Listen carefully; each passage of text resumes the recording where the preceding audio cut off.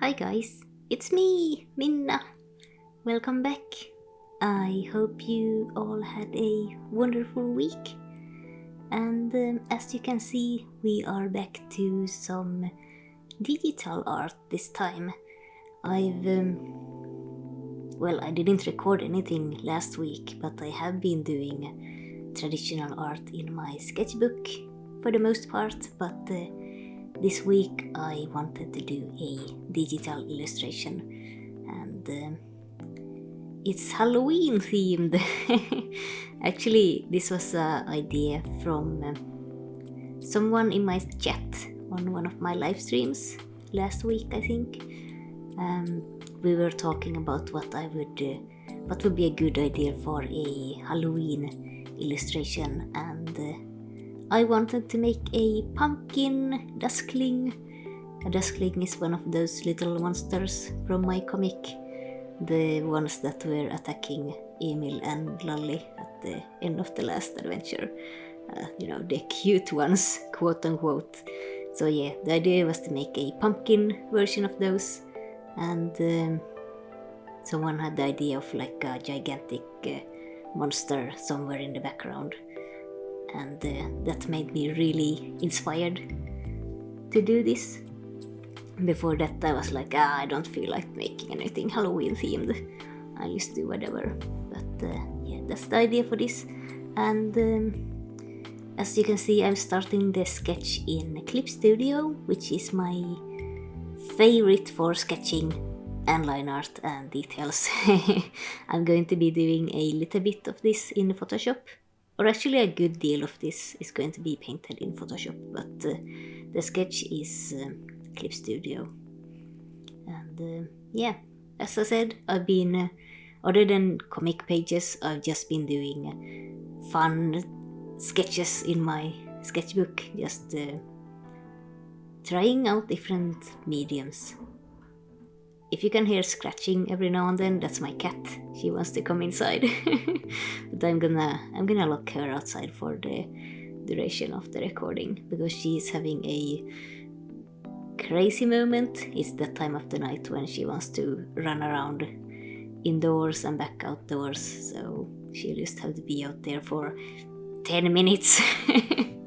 So yeah, that's if you hear scratching sounds throughout the videos, that's her scratching at the window. So what was I talking about? Oh yeah, I've been doing sketching in my sketchbook. I haven't recorded any of it because I've really just been trying to get into the habit of drawing things that aren't meant for anything. I have a habit of only doing sketches when I'm planning a bigger illustration or thumbnails for comic pages. I don't actually sketch for fun, I guess, or not fun. That's not really the point of sketching, I guess. Well, it can be, but for me the point of sketching would be to improve and try to draw different subjects that I normally wouldn't ever need to do, or explore ideas that then could become something else, and I have a habit of not doing that ever. So I've been trying to do that this last week or 2 weeks even. Just do 1 or 2 hours every evening, if possible, of that. So I haven't been recording any of it, and it's been going well. I've done like 10 pages in my sketchbook. Oh, now we're in Photoshop, by the way. We are starting the coloring sketch. We have finished the sketch itself, and now I'm in the phase where I'm trying to find like the base colors, what I want to go for with the values, and where I want the dark, where I want the lights. And I had a pretty good idea in my mind for like everything as far as colors and lights, so it wasn't too difficult finding what I wanted. So it was fairly straightforward. The colors themselves will change quite a bit as I go forward. Like I started with this kind of purple and orange, and the color theme that I go for very often. And I decided that now I should try to do something else, not go for the purples and oranges that I always gravitate to when I want to do something fun. And I don't know why, but when I notice that I start doing this same color scheme again, I sometimes try to just push myself to something else. I mean, there's no point to it. There's nothing wrong with doing the same kind of color scheme over and over again. Like, just people who do all their paintings in like the same colors their whole career, and it's fine. It's like a signature color scheme. But for some reason, I always feel like, oh, I'm not pushing myself too hard enough and not learning if I always stay in the fun color scheme that I like. So I try to go more towards greens, I suppose, and like browns in the end. But yeah, right now I'm just not really doing detail work, more like carving out the shapes of the pumpkins. I had a couple of reference pictures of pumpkins up. I would not know what the pumpkin leaves and well, the shape of a pumpkin looks like without the reference picture. We don't really do pumpkins over here in Finland. They're not, well, we don't really do Halloween at all. That's a thing that I only really experience online, so, you know, I'm not a pumpkin expert. I do not know what the pumpkin even tastes like. I've never had it. I assume it's disgusting because it's a vegetable, I think, and I don't like vegetables. They look cute though.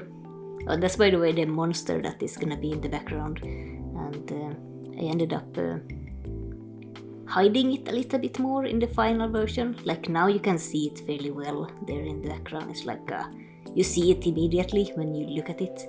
But my idea was that when you see this picture, you would just look at the face of the pumpkin duskling first and be like, oh, that's cute and horrible, and then you would maybe notice the thing in the background. Hopefully your eye would go there. And right now it's way too prominent. You can't miss that it's there. In fact, you might, when you look at this picture, look at the background first, because your eye might go, you know, top of the page, move down, and it wouldn't move the way I wanted it to. So I will eventually make it darker, make it vanish a bit more into the background.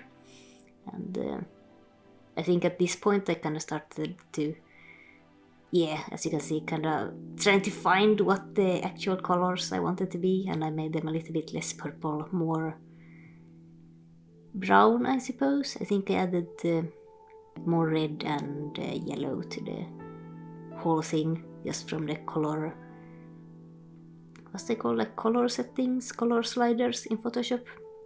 Yeah, just a very simple push towards the reds. And yeah, I'm pretty happy with the colors as far as the whole thing. Anyway, was I talking about something else? I don't know. Winter is coming. Yeah, it's I mean, it's almost the end of October. I guess I'm a little bit early for Halloween as far as drawing this, but it's actually going to be maybe snow next week. And I'm really happy that I went and had my winter tires installed 2 weeks ago, because obviously now that the snow comes, everyone goes to change them, and then you have to like stand in line or sit in your car in line for like hours, hoping to get into the tire changing place. But I was early. I went and changed them last week, I think. So I am all set. I don't need to worry about the snow coming and me sliding around on the roads. Although it is going to be my first time driving in snow and ice, so I'm gonna have to be careful, I suppose. I definitely have to be careful. I have to, yeah, get kind of used to how it feels, and I'm a little bit worried about it. I'm still obviously not a great driver. I've only been driving for a couple of months. I've been trying to go somewhere like every 2 days just to practice and become better. And yeah, it's feeling good. I'm enjoying driving, but definitely a little bit, not really nervous, but apprehensive of the coming snow. Oh, now is the point where I decided that I want to hide it a little bit, and I tried to figure out how much and what color do I use to hide it. And as you can see, I went more blue again, which is what I wanted to get away from earlier in my color push. So as you can see, I was trying to get back to the browner tone. And I'm actually only working with one layer. If you see my layers there in the Photoshop corner thingy, there's only one layer. I had like a sketch layer and then the color layer, but I actually merged them together. And I enjoy painting even digitally with as few layers as possible. And I only really add layers when I do add like a line art, and I think I added a little bit of a line art more towards the end of this drawing. And there I went really dark with the thing. Decided it was too much. It would have vanished completely. Oh, and by the way, I added a moon back there. I felt like it was maybe a bit too much. As it's a moon, spooky. But the thing that I wanted was... did I try what it would look like with the yellowish sky. It looked horrible. But yeah, I wanted the moon because, as you can see, one of the legs of the creature in the background is in front of it. And I wanted it to be a thing that people would look at and be like, oh, there's something weird in front of the moon. What is that? And then they would look at they would see the creature. Because it's so dark now that maybe you wouldn't notice it necessarily if you just took a quick glance at it. But the moon over there would maybe help you see it a little bit. And it's a decent compositional item, I suppose. It's not... it looked good without it. I like the upper part being completely dark, but it's fine with it. Oh, now we're back in Clip Studio, by the way, and this footage is from a live stream. I did the second half of the drawing in a live stream session for a few hours.